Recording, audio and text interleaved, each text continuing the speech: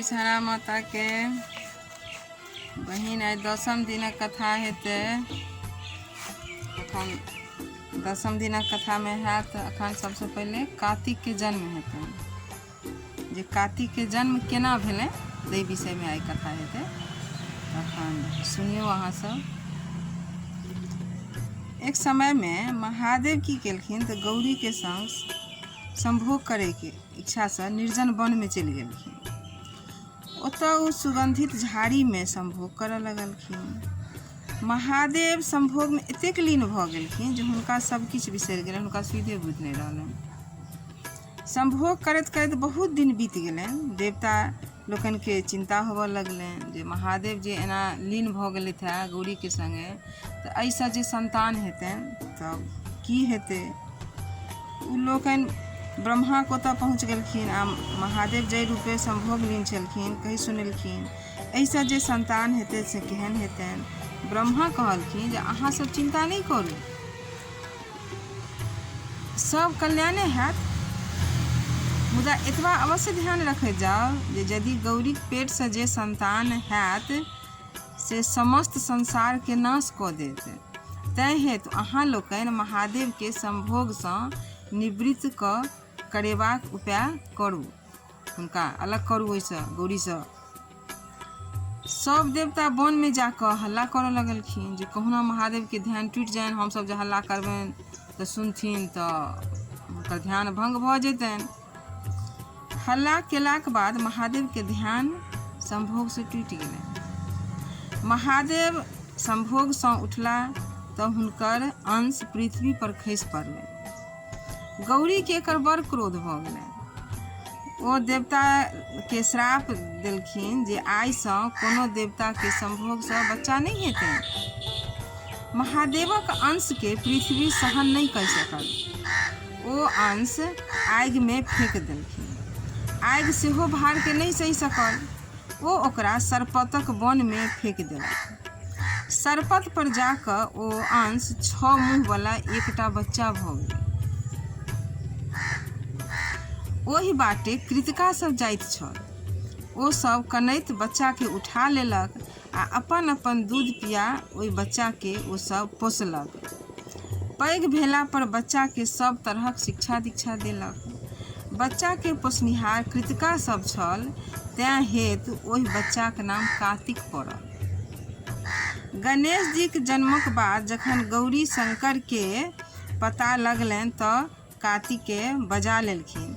देवता लोकनि हुनक अभिषेक कयल आ अपन सेनापति कार्तिक के बनाओ। कार्तिक तारकासुर के मारल आ इंद्र अपन राज्य वापस कऽ देल। हुनकर विवाह 60 सँ भेल। आब गणेश जी के जन्म हेतै जे गणेश जी के जन्म केना भेलनि से अहाँ सब सुनै जइयौ। देवता लोकनि द्वारा प्रथम संभोग में बाधा हेबाक कारणे गौरी चिड़चिड़ा भऽ गेलखिन। ओ सतत रुष्ट रहैत छलखिन। कार्तिकक जन्म तावत भऽ गेल छलनि किंतु हुनका लोकनि के खबर नहीं बुझल रहनि। महादेव गौरी के प्रसन्न करबाक लेल बहुत कोशिश केलखिन किंतु ओ प्रसन्न नहीं भेलखिन। महादेव के एकरा लेल बड़ चिंता भेलनि। ओ एक दिन गौरी सँ पूछलखिन जे अहाँ एना किया करैत छी, अहाँ कोना प्रसन्न रहब से हमरा स्पष्ट कहू। महादेव कहलखिन गौरी सँ जे अहाँ केना खुश रहबै से अहाँ हमरा कहू। ओ कहलखिन अहाँ अंतर्यामी छी, अहाँ सभक मनक बात बुझि जाइत छियै, तखन हमर मनक बात अहाँ किएक नहीं बुझै छी से हमरा कोना विश्वास हैत जे अहाँ हमर मन के बात नहीं बुझै छियै। गौरी कहलखिन महादेव सँ मूर्ख पति के स्त्री सब बात कहै छै, किंतु हे स्वामी अहाँ तो अंतर्यामी छी, हम अहाँ के कहब तखन अहाँ बुझबै। यदि अपने हमरा पूछल अछि तऽ हम अपनेक आज्ञा के कोना नहीं मानब। सुनू, स्त्रीगणक लेल संसार में सबसँ पैघ सुख नीक पुरुषक संग संभोग करब थिक। ओहि संभोग में यदि कोनो प्रकारक बाधा होइ छै तऽ एहिसँ बढ़ि कऽ स्त्री जातिक लेल कोनो दुख नहीं होइ छै। एहि दुखसँ स्त्री दिनानुदिन खिन्न आ झक्की स्वभावक भऽ जाइत अछि। आब अपने सोचू जे हमरा केहन भारी दुख अछि। एक तऽ संभोगमे विघ्न, दोसर अपनेक अंश पृथ्वी पर खसि पड़ल, आ सबसँ पैघ दुख तऽ ई अछि जे एखन तक निसंतान छी, जेकर पति स्वयं त्रिलोकीनाथ तकरा बेटा नहि। गौरी कहै छथिन महादेव बड़ा वियोगसँ कहलखिन, जै स्त्री के बेटा नहि तकर जीवन व्यर्थ छै। तपस्या, योग, दान इत्यादि नीक कर्म आन जन्म में काज दै छै, मुदा नीक बेटा इहलोक आ परलोक सब ठाम सुख दै छै। हे प्राणनाथ, अहाँ सर्वोपरि सर्वज्ञ छी, हम आब कोन उपाय करू, कृपया अपने हमरा कहू। गौरी बड़ दुखी भाव में महादेव की सब बात कही सुनेलखिन। पार्वती के बात सुनि महादेव कहलखिन, हे प्रिय, निराश नहीं हो, सब बातक उपाय छै। माघ सुदी त्रयोदशीसँ सुपुष्य नामक विष्णुक व्रत आरंभ होइ छै आ से भरि साल चलैत रहै छै। एहि व्रत में बड़ खर्च आ कष्ट होइत छै, मुदा तुरंत फल देनिहार एहन दोसर कोनो व्रत नहीं छै। अहाँ चिंता नहीं करू, हम सब प्रबंध कऽ देब, कोनो वस्तुक तकलीफ नहीं हैत। महादेव गौरी से कहै छथिन जे मतलब अहाँ ई व्रत करू। गौरी प्रसन्न भऽ अगिला माघसँ सुपुष्यक व्रत आरंभ सविधि समाप्त केलखिन। व्रत समाप्त कऽ गौरी महादेवक संग कैलाशक एक सुंदर निर्जन स्थान में सुख विलास करऽ लगलखिन। जखन महादेवक अंश खसबाक समय भेलनि, तखन भगवान विष्णु एक बूढ़ तपस्वी ब्राह्मणक रूप में ओतय गेलाह आ हाक पारल, परमपिता महादेव आ जगन माता गौरी, अहाँ लोकनि कतय छी? हम भूखे मरि रहल छी, किछु खुआउ आ हमर प्राणक रक्षा करू। भंग करऽ के लेल विष्णु देलखिन। भूखल ब्राह्मणक हाक सुनि दुनू गोटे धरफरा कऽ उठि दौड़लाह। एहि बीच महादेवक अंश पलंग पर खसि पड़लनि। गौरी महादेव ब्राह्मणक आदर सत्कार में लागि गेलखिन, हुनका पूछि पूछि कऽ भोजन करबऽ लगलखिन। एकाएक ब्राह्मण देवता अंतर्ध्यान भऽ गेलखिन। ओहि समय आकाशवाणी भेलनि, अहाँक व्रतक फल पलंग पर खिला रहल अछि, जाउ पुत्र के देखि जीवन सफल करू। तो ब्राह्मण के बन कऽ चाल रहनि हुनकर। आकाशवाणी सुनकर गौरी दौड़ली, देखै छथि एक सुंदर बच्चा पलंग पर खेला रहल अछि आ अपन अंगूठा चुभि रहल छलै बच्चा। दुनू गोटा के बहुत आनंद भेलनि, असीम आनंदक मतलब अंत नहीं रहल। जकर इंतजारी रहनि गौरी के से आई सुख प्राप्त भेलनि हुनका। कैलाश पर उत्सव मनायल गेल। देवता लोकनि आबि बच्चा के आशीष देलखिन। हिमालय सेहो सब परिवार एलखिन। बच्चा के नाम गणेश राखल गेल। एहि उत्सव में शनि महाराज सेहो आयल छलखिन हैं। गौरी के आग्रह केला पर ओ बच्चा के अछेपे देखलखिन, लगले गणेशक गर्दन कटि गेलनि। शनि भगवान जे देख लेलखिन बच्चा के, ताहि दुआरे हुनकर गर्दन कटि गेलनि। भगवान विष्णु की केलखिन, तुरंत एकटा विशिष्ट हाथी गर्दन काटि कऽ गणेशक धड़ में जोड़ि देलखिन आ अमृत छीट हुनका जिया देलखिन। ओहि दिनसँ गणेशक मुँह हाथीक मुँह सन छनि। एहि उत्सव में गौरी महादेव के देवता लोकनिसँ पता लगलनि जे हुनक प्रथम संभोगक फलस्वरूप कार्तिक के जन्म भऽ गेल छनि। ओ कृतिका लोकनिक संरक्षण में छथि। गणेशक विवाह दक्ष प्रजापतिक बेटी पुष्टिसँ भेलनि। तऽ आब कार्तिक के जन्म भऽ गेल, गणेशक जन्म भेलनि। आब गौरी के दत्तकथा हैत। दत्तकथा तऽ बहुत किछु छै, कतबो कहबै तऽ कम पड़ि जेतै। तखन संक्षेप में किछु सुनि लिअ। हिमालय के चारिम बेटी बड़ गोर रहथिन, तैं हुनकर नाम पड़लनि गौरी। गोर खूब छलखिन, तैं हुनकर नाम पड़लनि कथी तऽ गौरी। गौरी जखन विवाहक जोग भेलखिन तऽ मनाइन हिमालय के कहऽ लगलखिन, अपने बैसल छी, कन्यादानक कोनो व्यवस्था नहीं करै छी अहाँ। कोनो बुढ़वा अबैया आ बेटी के उठा कऽ लऽ जाइया। ई तऽ नीक बात नहीं है। सर समाज हमरा सब हँसैया दुसैया। से कोनो नीक लोकके पठबियौ घटकैती करऽके लेल, नीक बर आनू आ बेटीके बियाह करू, कन्यादान करू, सफल हैत जीवन। जाहि तरहे नीक लोक सब कन्यादान करैया ओही तरहे एहि बेर कन्यादान करब, सब बेर तऽ सएह भऽ जाइए।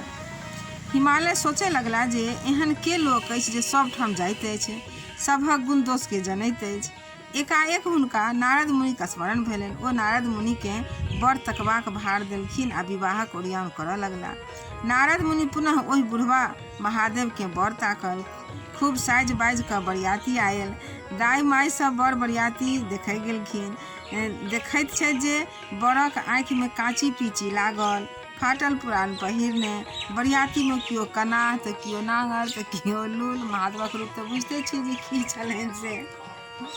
ओही तरहे सब बरियाती रहे आ कुछ बाकू सब स्त्रीगण सब नारद मुनिके गारि देबऽ लागल आ बर बरियातीके घुमाबे लागल। जखन गौरी ई बात बुझलनि तऽ ओ मोने मोन महादेवक प्रार्थना करऽ कऽ कहऽ लगलखिन जे हे महादेव, अहाँ अपन भावट समटू आ नीक रूपमे आउ जे हमर सखी बहिन सब खुश भऽ जेथिन। सब हँसि दुसि रहल छथि हमरा, अहाँ ई की केलहुँ, अहाँ नीक रूप बनाउ। तुरंत सब साँप बिला गेल, अपने सुंदर पीत पटम्बर पहिरने शंकर रूप भऽ गेलखिन। हुनकर एहन सुंदर रूप देखि कऽ सब किओ चकित भऽ गेलखिन आ शुभ शुभ कऽ विवाह संपन्न भेल। मनैन खुशीसँ बेटी जमायके विदा केलखिन। महादेव गौरीक संग खुशीसँ रहय लगलखिन। आब तऽ भऽ गेल, गौरीके बियाह भऽ गेल, ओ सासुरो चलि गेलखिन। आब जे छै से गौरीके विदाइक भार हेतै। मनैन की सब भार केना की पठेलखिन महादेव ओतऽ, से भारके आइ हैत, फेरो विदाइके भार हेतै। बेटी जमायके विदा कऽ कऽ मनैन किछु दिनक बाद विदाइक भार पठौलखिन। दही, केरा, खाजा, लड्डू, चूड़ा, ठकुआ, मालपुआ, सामानके तऽ अन्ते नहि रहनि। महादेवके एतेक वस्तु रखबाक ने जगहे छलनि आ ने घरमे खेनिहार छलनि। खूब लोक सबके बजा खुआओल आ कतबो बैन तिहार बाँटल, किन्तु वस्तु सब सधबे नहि करनि। भारसँ घर आँगन गन्हाए लगलनि। भारक वस्तु कोना सधत, तेकर उपाय सोचऽ लगला। एगोटे कहलखिन, यदि भरखन छुलाहि धुरखुर धऽ कऽ ठाढ़ होय तऽ भंडार सधि सकैत अछि। खोज पुछारी कऽ एकटा भरकन छुलाहि ताकल गेल, ओकरा धुरखुर सटा ठाढ़ कयल गेल, तखन भारक वस्तु सब सधल। सब महादेवके खेल मात्रा चलैन। आब गौरीके ननद हेतनि असावरी देवी। गौरी महादेवसँ एक दिन कहलखिन जे सभक ननद अबै छथिन आ हमरा सिहनता होइया हमरो ननद अबितै। केना लोकके ननद अबै छै से ननद हमर अबितै।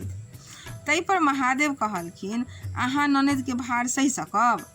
तखन गौरी कहलखिन, एतेक लोक कोना ननदके भार सहैया, हम कियाक नहि सहब। महादेव तुरंत अपन बहिन असावरी देवीके बजा देलखिन। गौरीके ऑर्डर भेलनि, महादेव तुरंत पूरा कऽ देलखिन। असावरी देवीके पैरमे बेमाय फाटल छलनि। ओ हँसी ठट्ठामे गौरीके ओहि बेमायमे नुका रखलखिन। ओहि बीच महादेव अँगना एलखिन। गौरीके तकलखिन, किन्तु गौरी नहि भेटलखिन। गौरी बेमायक भीतरमे कनैत छलखिन। महादेव अपन बहिन असावरी देवीके पुछलखिन, अहाँके भाउज कतऽ गेली? ओ कहलनि, हम नहि देखलियनि अछि। महादेव परम चिंतित भेला। असावरी देवी अपन पैर जोर जोरसँ झाड़ि देलखिन। झट दऽ गौरी खसि पड़लखिन। दुनू प्राणी भवा कऽ हँसि देलखिन। तब तऽ महादेवके खेल भेल छलनि। एक दिन महादेव बहुत रास माछ अनलखिन। गौरी विन्याससँ माछ बनेलखिन। ननदके कहलखिन जे अहाँ धीस उआसीन छी, पहिने अहाँ खा लिअ, तखन हमसभ खायब। होइते छै हमहूँ अहाँ ननदके आवेश करै छै, नहि करबै तऽ अदस हैत जे भाउज केहन छै। ननदके एक बेर आवेशो बात नहि करै छै। तऽ गौरी जे जे केलखिन से हमहूँ अहाँ करै छियै। सबटा बनायल छनि भगवानके। असावरी देवी माछ खाए लगलखिन। गौरी की केलखिन तऽ खण्डक खण्ड माछ देने जाथिन आ असावरी देवी टप टप खेने जाथिन। एहि तरहे की भेलै, असावरी देवी सबटा माछ खा गेलखिन। बेचारी गौरीके काँटो कनखुर नहीं प्राप्त भेलनि। आब गौरी अक्षा कऽ महादेवसँ कहलखिन, आब हिनका विदा कऽ दियौन। एहन ननदसँ हम बाज एलहुँ, हम एहन ननदके नहीं राखब। महादेव हँसऽ लगलखिन आ कहलखिन, हम पहिने मना करै छलहुँ जे अहाँ ननदक भार नहीं सहब। किंतु अहाँ जिद कऽ देलहुँ, एतबे दिन में तंग भऽ गेलहुँ। किछु दिन आरो रखियौन, तखन सब सिहनता पुरि जायत। गौरी नेहोरा करे लगलखिन, हम गोर लगै छी, जल्दी हिनका विदा कऽ दियौन, नहीं तऽ आब हमरो खा जैतिए ननद चैत से। महादेव के बुझा बुझा कऽ अपन बहिन के विदा कऽ देलखिन। आब गौरी के ननद के सिहनता तऽ पूरा भऽ गेलनि। आब गौरी के भागिनक सिहनता छनि, जे लोक सबके भागिन केना अबै छै, हँसी ठट्ठा केना करै छै भागिन, से हमरो भागिन अबितै तऽ हमरा बड़ सिहनता लगैए। महादेव कहलखिन जे अहाँके सब चीजके सिहनता होइए, लेकिन अहाँ अकैछ जाइत छियै, अहाँ बुते नहीं होइए। तऽ नहीं हमरा बड़ सिहनता होइए, से केना लोकके भागिन अबै छै। महादेव कहलखिन ननदक सिहनता तऽ नीक जकाँ पूरा भऽ गेल, आ भागिनक सिहनता पुरि जायत, मुदा हमरा बादमे उल्हन नहीं दे। महादेव तऽ बुझते रहथिन जे की हेतै से। गौरी गंगा जल भरऽ गेलखिन, खूब जोर पूर्वा पछवा बसात बहऽ लागल। हुनका अपन कपड़ाक सम्हार नहीं रहनि, कतबो सम्हारत तैयो आँचर उधिया जानि। गौरी लाजे कठौत होबऽ लगलखिन। महादेव से कहलनि, देखू तऽ हमरा ई बसात आब बेनंगन कऽ दिअ। महादेव कहलखिन, ई बसात पूर्वा पछवा अहाँक भागिन छथि, ई लोकनि अहाँक सिहनता पूरा कऽ रहल छथि। दुनू गोटे मिल कऽ अहाँसँ हँसी ठट्ठा आ धूर्तता कऽ रहल छथि। हँस कऽ गौरी कहलनि, जहिना अहाँक पार केओ नहीं पाबि सकैत अछि, तहिना सर सम्बन्धी आ बहिन भागिनक पार केओ नहीं पाओत। आबहु अपन भागिन के हटाउ। महादेवक इशारा सँ बसात रुकि गेल। आब महादेव के की कहै छै, गौरी के ननद के सिहनता पूरा भऽ गेलनि, भागिनक सिहनता पूरा भऽ गेलनि। आ आब जे छै से देखियौ हुनकर लठझार सब जे उ केलखिन से आइ मर्त्य भुवन में हम अहाँ दुनिया करै छै, सब बनायल छनि भगवान के। देखियौ आब जे छै से गौरी छिनारि छै। एक समय में महादेव गौरी कहलखिन, हे महादेव, अहाँ त्रिलोकीनाथ छी, अहाँ चोरनी आ छिनारि के कोनो चिन्ह किएक नहि दैत छियै? अहाँ तो सब किछु कऽ सकै छी। गौरी आवेश सँ कहलखिन महादेव के। महादेव कहलनि, हम अहाँक बात मानल, मुदा ककरा कोन चिन्ह देल जाय से अहीं कहू। आ महादेव की कहलखिन, गौरीये से विचार पूछऽ लगलखिन, अहीं कहियो जे केकरा कोन चेन देल जेतै। गौरी कहल, छिनारि के सिंह आ चोरनी के नांगर दियौ। एक दिन गौरी सँ महादेव कहलनि जे आइ हमरा माछ खेबाक इच्छा होइ अछि, अहाँ माछ खुआउ। गौरी माछ लाबऽ गेलखिन, सबटा महादेव के खेल रहनि। मलहटोली में माछ नहीं भेटलनि तऽ ओ धारक कात विदा भेली। ओतऽ महादेव स्वयं मछुआराक रूप में माछ मारैत रहथि। गौरी मछुआर सँ कहलनि, हौ मछुआर, माछ छ, की भाव देबहक?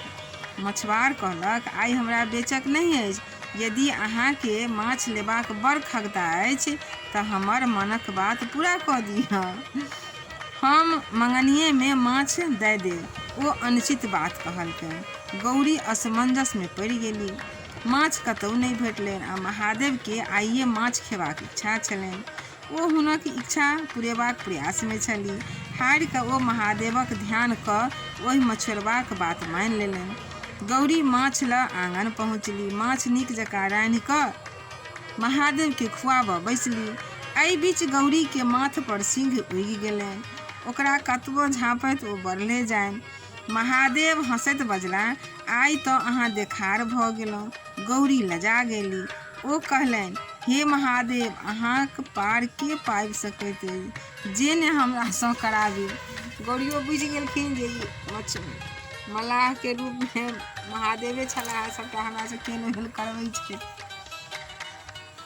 आब जे हेतनि से गौरी चोरनी, आब चोरनियो गौरी बनथिन, देखैत रहियौ। एक दिन महादेव हड़बड़ायल एलखिन आ गौरी से कहलनि जे हमरा जल्दी से भोजन कराओ, बहुत आवश्यक कार्य अछि। ओहि समय में गौरी के दृढ़ शंका लागि गेल। कतबो रोकलनि किंतु नहीं रुकलनि। ओ शीघ्र ओहि शंका सँ निवृत्त भऽ ढाकन सँ झाँपि देलनि। महादेव झाँपल वस्तु के देखि कऽ गौरी से पूछल जे चोरा कऽ ई की रखने छी? गौरी लाजे कठौत भऽ गेली। ओ की कहितथिन, किछु नहीं फुरानि। गौरी की एहि बीच बड़ पैघ नांगर लटकि गेलनि। महादेव ओहि झाँपल वस्तु के देखलनि तऽ ओ ललका मूर भऽ गेल। ताहि दुआरे ललका मुरइ जे छै ने से अशुद्ध मानल जाइ छै। उजरा मुरइ शुद्ध छै, ललका मुरइ अशुद्ध मानल जाइ छै।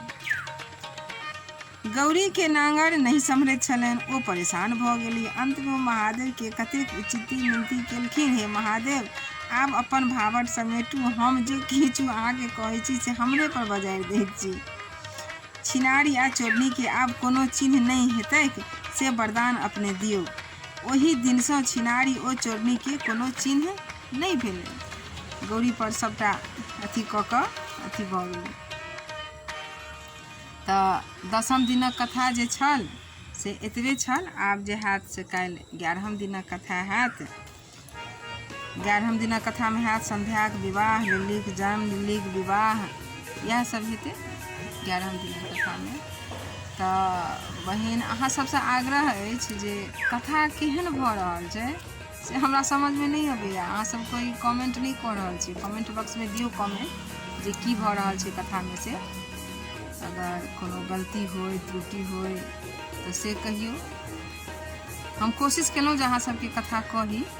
हमरा एहन इच्छा भेल जे आब मधुश्रावणी एलै। मधुश्रावणी तऽ बड़ नीक लगै छै, रमणगर पाबनि छै अपना सबके मिथिलाञ्चलके सबसँ प्रसिद्ध पाबनि छै।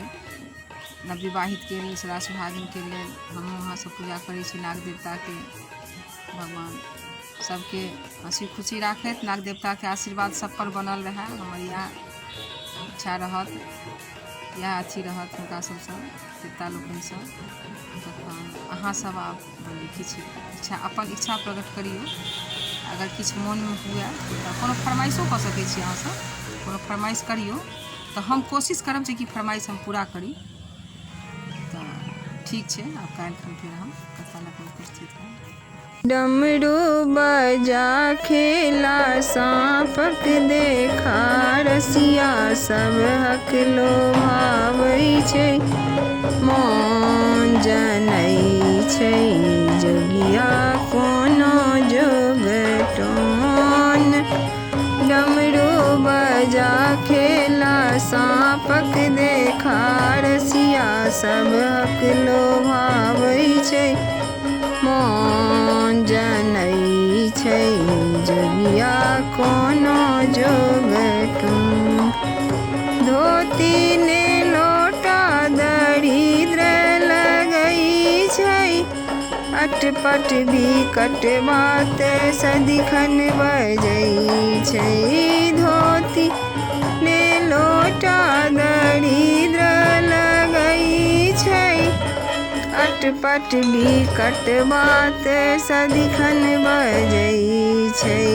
जलपत्र बदलाल मृत्युमुंड मालाल, सब हक डेराबै छै, मोन जनै छै जोगिया कोनो जोगटोन।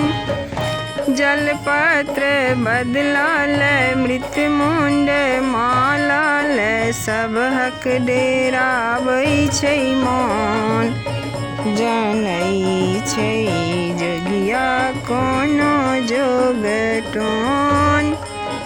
डमरू बजा खेला साँपक देखा, रसिया सब हक लोभाबै छै, मोन जनै छै जोगिया कोनो जोगटोन। गौरी कुमारी गौरी जिमरे निक से, बुलबा पसारी जोग उम्हरे घुस के। गौरी कुमारी गौरी जिमरे निक से, बुढ़बा पसारी जोग उम्हरे घुस के। देखी देखी गौरी के बिहू से बतबा से, मंत्र पढ़े मने मन जनै छै जोगिया कोनो जोगटोन। जनै छै जोगिया कोनो जोगटोन। गौरी प्रसन्न देखी भंगिया भिखारी, प्रमुदित उमा प्रिय रूप निहारी।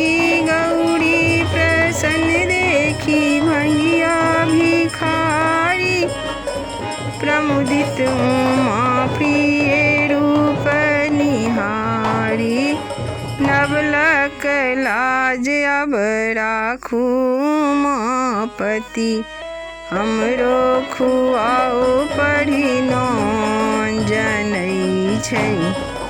जोगिया कोनो जोगटोन